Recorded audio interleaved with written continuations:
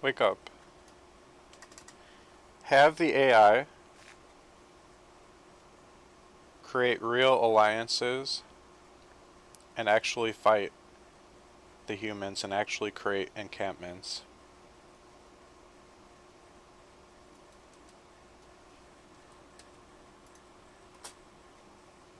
And battle strategies. And go out and seek out alliances with trolls and orcs and other evil creatures scattered throughout underground caves and the mountains of neighboring lands, and living their lives there, and multiplying. And it is up to players to go out and rout out these enemies and destroy them. And so no encounters will be static or pre-programmed, and everything will just be real. And the enemies of humans can actually destroy the kingdom, and the humans would have to rebuild. Press semicolon. Also, the enemies can form groups and raids on human areas, which will be dynamic and unplanned, and the humans will have to react or get slaughtered. Press semicolon. Also, comma, the enemies will not be statically placed at certain coordinates and will have to be sought out, and could be any number of places. And so there will be a lot more exploring, and there could never be a quest guide or something that could tell people where to go.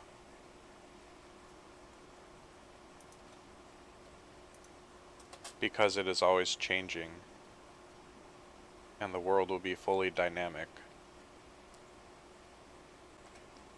Also have the human city be based on Minas Tirith in Lord of the Rings. Gondor.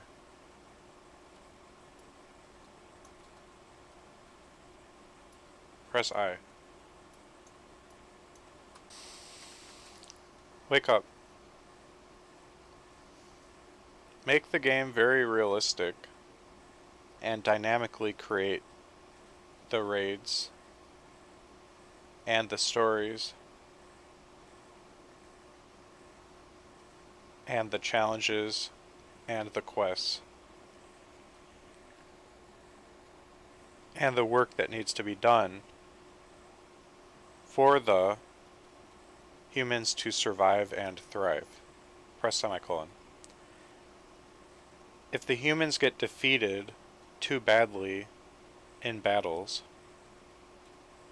because people are not logging on and nobody's playing the game, comma, the game will become a very different game with very few humans being around, comma, the magical creatures will take over, comma, inhabiting human kingdoms, comma, and sending what few players remain playing the game into hiding and just becoming a survival game where you sneak around, always hiding and creating ghillie suits and crawling around looking for food and scavenging, and even perhaps performing stealth missions to sneak into enemy encampments to steal their food to survive. Living life like a raccoon, eating other enemies' trash. Press semicolon. Stop listening. So basically what I'm proposing is if my game dies, it's going to become a completely different game for what few loyal players remain. Wake up. So basically, if my game dies, comma, it will become a completely different game that is very fun in a completely new way.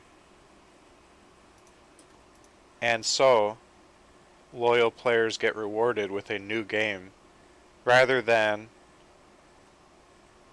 big empty kingdoms with no players, comma, it will be what few players remain struggling to survive and perhaps working together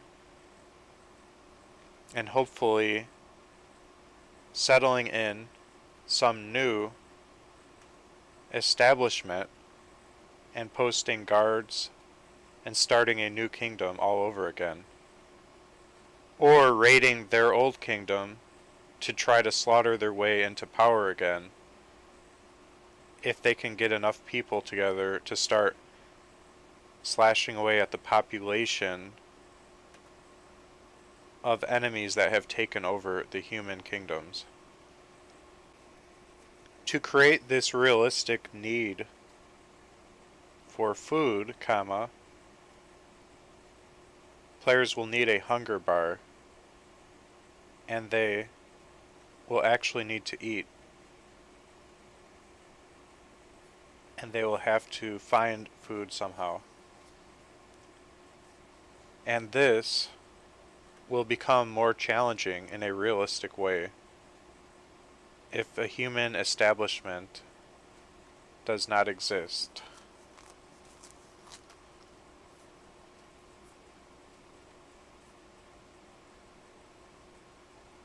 Because it was taken over because people aren't playing the game.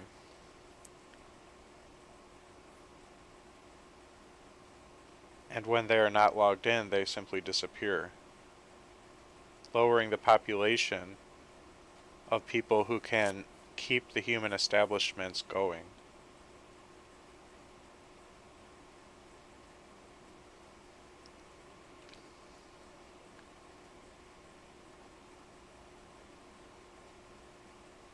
And keep a lookout.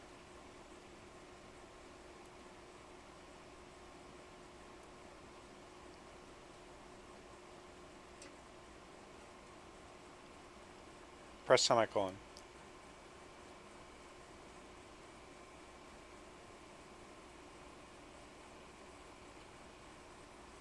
Note that NPC guards and lookouts can take away the boring task of just standing there looking around.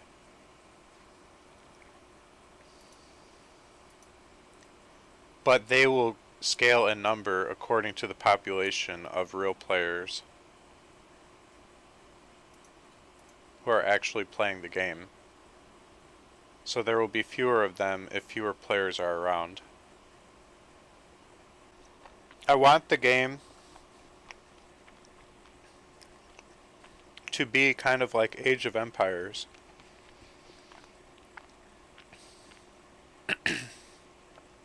As far as the struggle for power goes.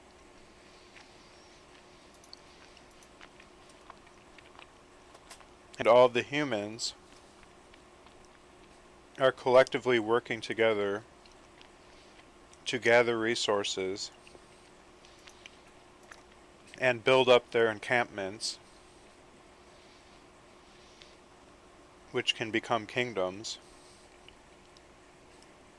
if the humans work hard enough and manage to get that far.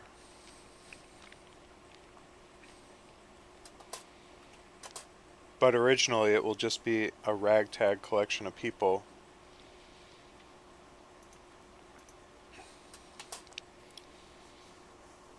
living in tents with no protection.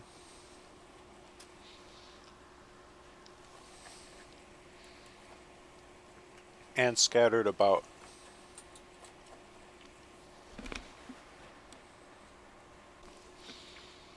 Press semicolon. So perhaps they are settlers, like the early American pilgrims.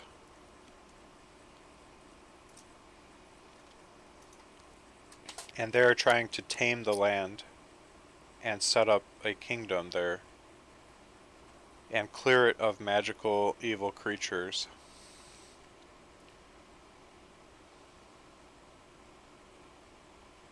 Who are their enemies. Because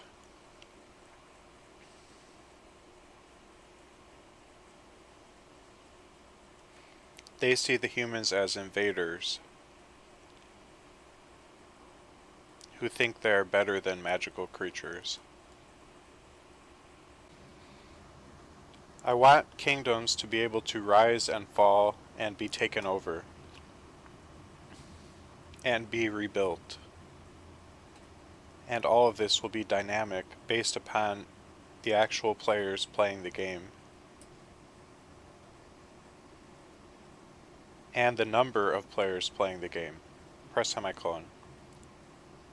There is no guarantee the humans will even make it to the point of a kingdom. And if the game never takes off,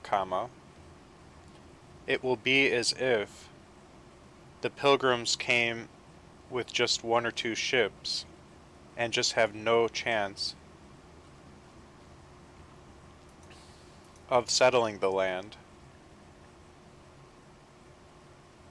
and no way of getting back home, and they just spend their days scavenging and hiding and trying to survive, which in itself would be a fun game and totally different from anything. The game's going to change according to how many people are playing it and how hard they're working, how productive they're being. If a lot of people play the game, millions of people, there will be enough growth in the human population to really inhabit the land and defend it well and fight off the enemy creatures. But the enemy creatures will grow in numbers to be able to be competitive with the humans.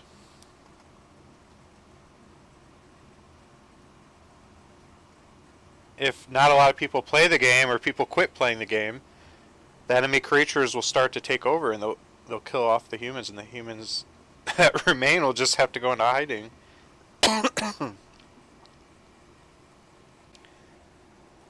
I'm actually thinking that this game may not have a final boss.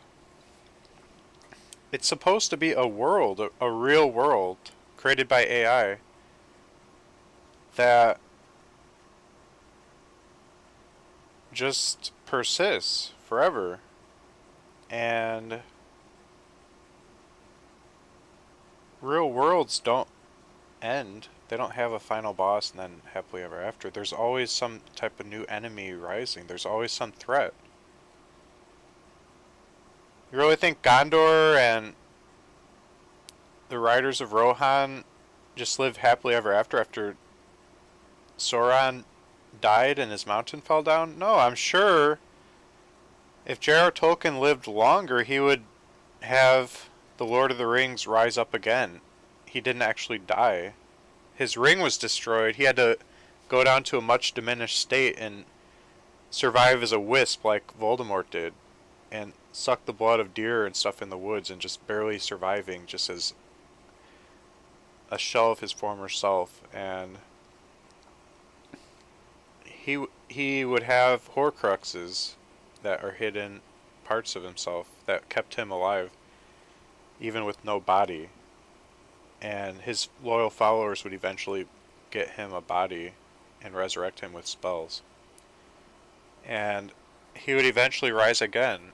And there would be other big bads that would take over while he's gone, like powerful goblin kings and stuff would rise up, and they would form some havoc. So there's always going to be battles in that type of world, like a Lord of the Rings type of world. And I also want the game to adjust accordingly if there's only 10 people that play the game 50 years from now. I want the game to change into a survival game and people just roaming, trying to survive and hiding. They'll become like wild things, like wildlings in Game of Thrones. So having some big kingdom and a knighthood and all this stuff wouldn't even exist unless if humans are doing quite well and have their own establishments. But there could be a situation where not enough people play and the humans are getting wiped out and the kingdom actually gets destroyed or taken over and inhabited by the enemy, and the humans just have to hide somewhere else. So in many ways it's also going to be like Minecraft in that humans will create their own fortresses collectively. And it will be actually by a human's design.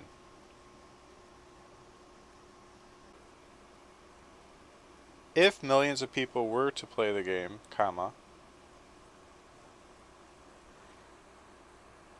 have them just start landing in ships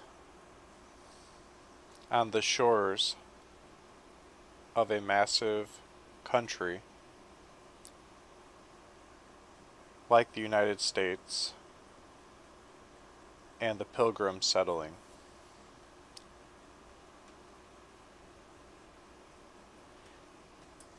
And because they would land quite far apart,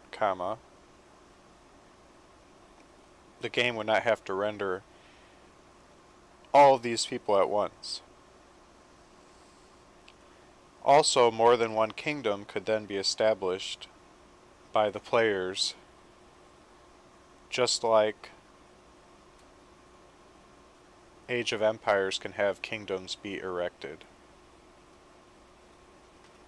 So the land will start off wild and inhabited by wild magical creatures, and as humans spawn, or by the game, press U,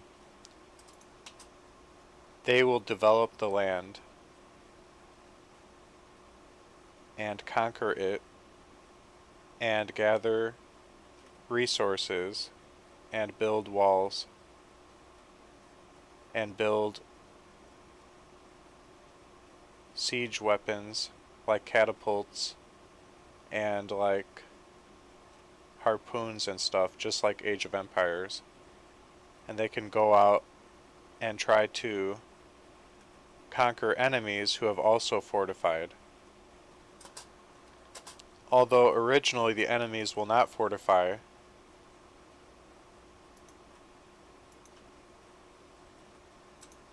until they see the humans becoming a problem and become more and more hostile toward the humans with time, as the humans take over more land and become more of a nuisance and more of an enemy. The land will be very vast,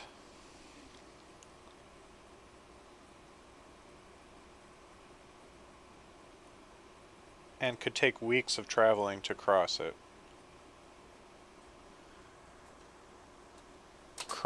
it. But there can be summoning spells so that friends can unite without having to travel and find each other, which would take forever!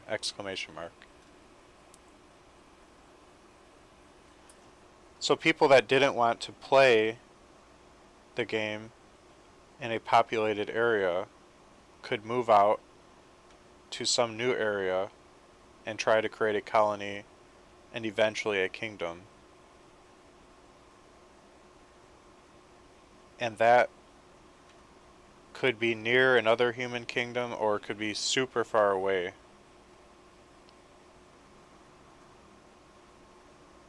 Because the lands are generated by AI, they can be mapped out and discovered and created dynamically as humans head out and discover it. And also, as humans travel throughout the lands, enemies can spawn in the newly discovered areas. Just like on Minecraft, how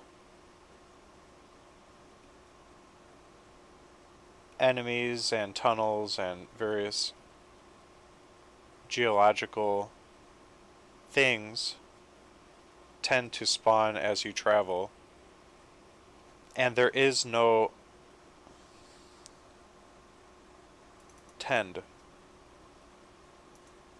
invisible wall that stops you.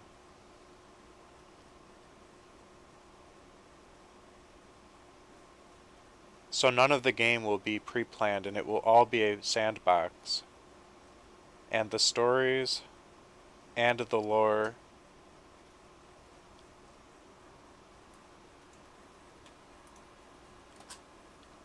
and the rise and fall of kingdoms will all be determined by the players and will all be very realistic.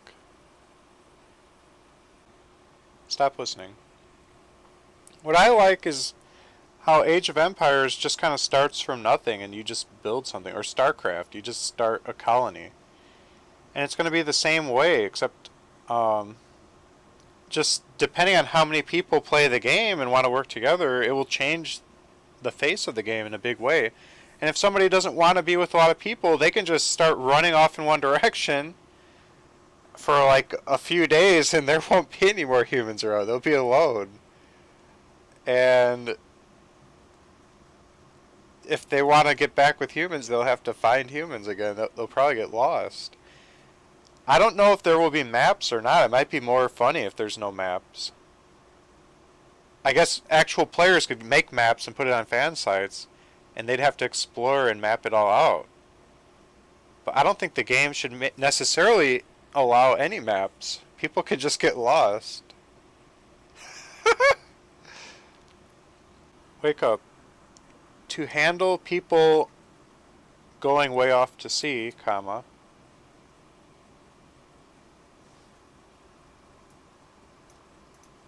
have them have a fatigue bar and eventually run out of energy and drown, and they will spawn in the nearest graveyard. Stop listening. That's not stupid, Mailbox. It's not stupid at all. You don't have to go if you don't want to. But if you want to go there, it's going to take you days because it's a huge land. You can just stay where you're at. Why would you need to go there? Unless if you heard about some cool place. But if you heard about some cool place where people you know are at, they can summon you with the summoning spell. I don't care if no one plays it. All it would take is one person to play it. And they'll be the only human then on this whole magical land. And they'll just be playing a survival game. It'll be single player. And they can build their own little fortress, their own little hiding spot, figure out how to get food. It'll just be a single player survival game. And if he quits, then there's no players. But as soon as somebody joins, the game exists again. It's going to be a whole world, Mailbox. A real world the size of the Earth. It's not free. It's going to be really expensive. I'm going to be rich. I think it's smart to create a MMO that can become a single player survival game if nobody is playing but one person and you can't find anybody else in the land. And how cool would it be if you actually found another human and you thought you were the only person that plays the game and you actually found someone one day, or you found a kingdom, you explored and you actually found something. That would be sick. And if everyone in your kingdom stopped playing, you might start going off on your own to try to find another kingdom. You'd be curious if there's another establishment.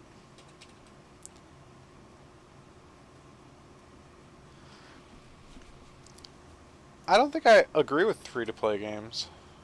I'm thinking third person. So, like The Last of Us type of style. I don't think I agree with that model. I think it's stupid. Everyone's pissed off when a game makes you want to buy anything. People don't agree with gear stores. They don't agree with vanity mounts. People get mad when there's even a store, a game store. They don't want to spend their money on any of that. Nobody's mad about having to pay a game that they want to try. Nobody gets mad about that. It might lower the number of people that try it because there's other free options. But who cares? If my game is good, word of mouth will be good, the trailer will be good, people will try it. If they try it and they love it, they're going to talk about it, and it will spread. So, I'll just let my game speak for itself. But I'm not going to make it free. Hell no. Give me money, sucker. If you want to play my game, pay me. None of this. I think free-to-play games are a scammy thing. It's like a bait and switch. It's like, it's free-to-play, except you have to pay to unlock stuff. Or, it seemed free, but it's actually going to suck unless you pay us. Or, it's free, but you're going to not have access to anything cool that other people have access to unless you pay. It's a lie. It's an illusion of free. And if you want to keep it free, you end up being miserable about it, and the game sucks. I'd rather just have it all unlocked, fair for everyone, and everyone pays up front, and then most likely have it also subscription based. Because why should I want to make a bunch of money at the beginning and then no money ever again? I'd rather, if people love my game, continue to show me some love, give me some money every month. So I'm going to make mine subscription based and prepaid to get the game. But like I said, you can pay for game time with gold, and then other people can buy your gold and pay for that game time for you. So people that want to buy gold can buy gold that way. And people that want free game time can work for it. And in fact, working for other players is a trade. Either way, I get paid. And either way, everyone's happy and people can work for their game time. I really like that system. Yes, Mailbox, because I want to keep getting paid by you. I don't want you to enjoy my game for years and years and me not get anything. Because otherwise I would have no incentive to add to it. It's an MMO. I'm supposed to be adding expansions, new features, improvements, bug fixes, and maintenance. But you paid me 10 years ago. Why should I keep working for you for your $60 from 10 years ago? I need to continue to get money from you to continue to maintain and improve the game. Questing will be something always available for people that just live their lives. I won't charge a subscription for my non-MMO games where the game's released and that's it. But MMOs require a lot more upkeep, I think, and continued development because they're so massive.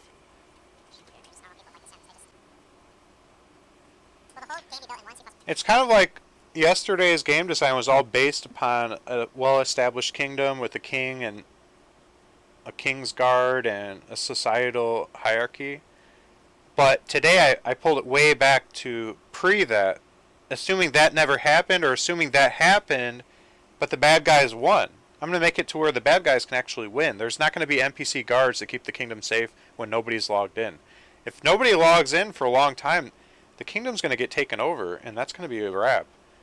And it's just a matter of time before the kingdom gets taken over. There's only going to be so many NPCs, and they could be killed off, and the bad guys will win, and the kingdom will be lost.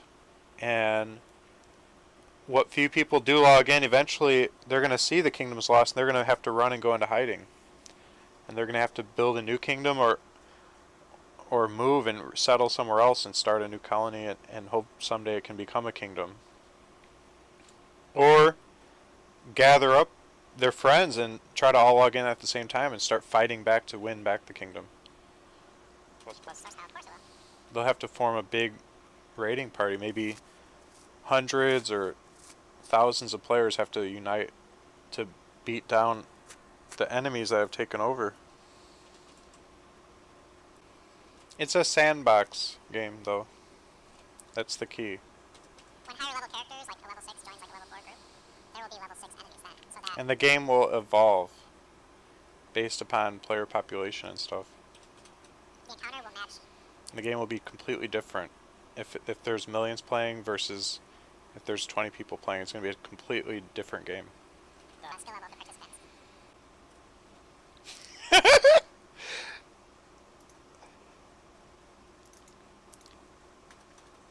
Wake up.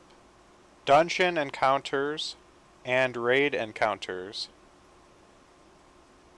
will be formed by the AI and will be changing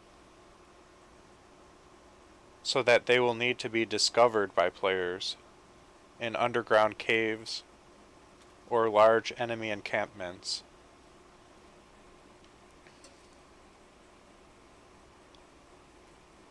And they will not have a name, and they will not be pre-planned by anybody except by the AI. And people will need to conquer these challenges that are created by the AI. My game's gonna have the best graphics of all time.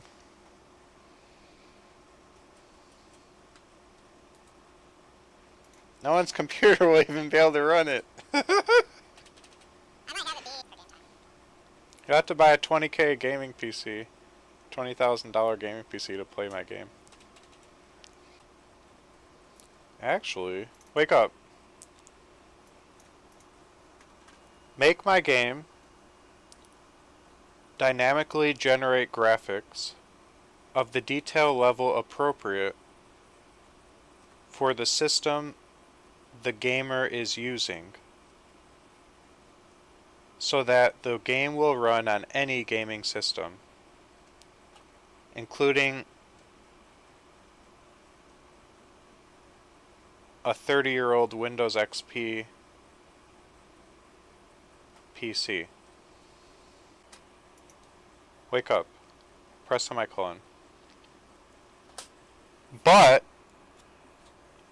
it will also scale up the graphics indefinitely, all the way up to computers that don't even exist yet.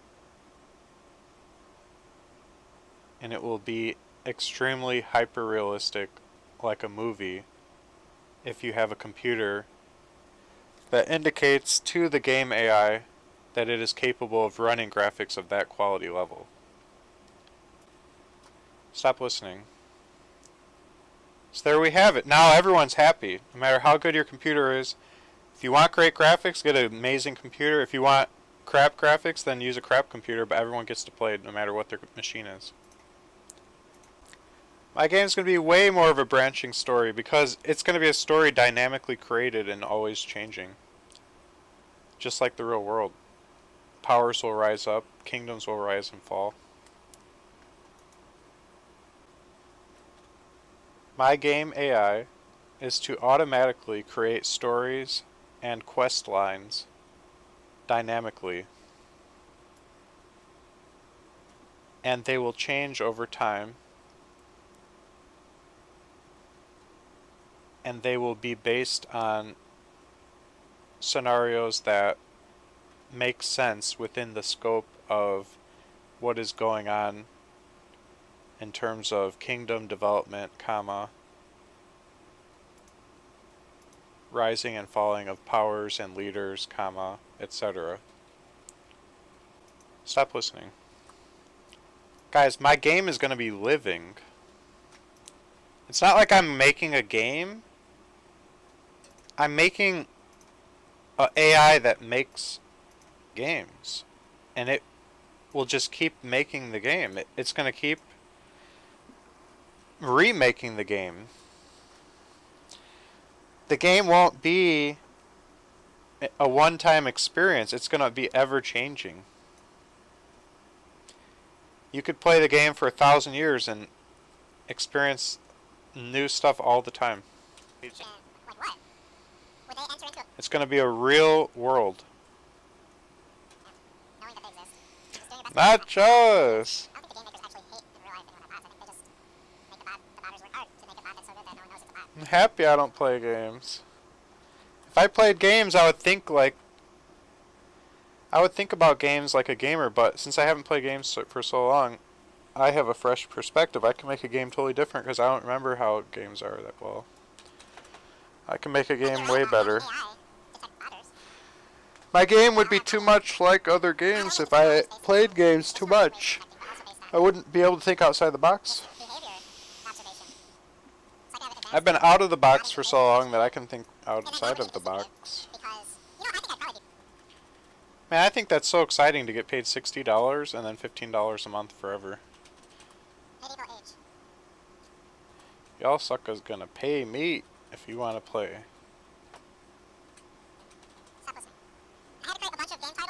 Man, it's so nice to milk people every month. Milk them big and then milk them small forever. Just keep that money flowing. Millions of dollars a month. Hey, that'll incentivize me to fix any bugs and hire help if I need it, or get free interns. And keep making the game better, man. Otherwise, if you're not paying a subscription, why should I keep improving the game? Just because somebody might buy it later? No thanks. If people love the game and they want to keep playing it for months, then they gotta keep paying me.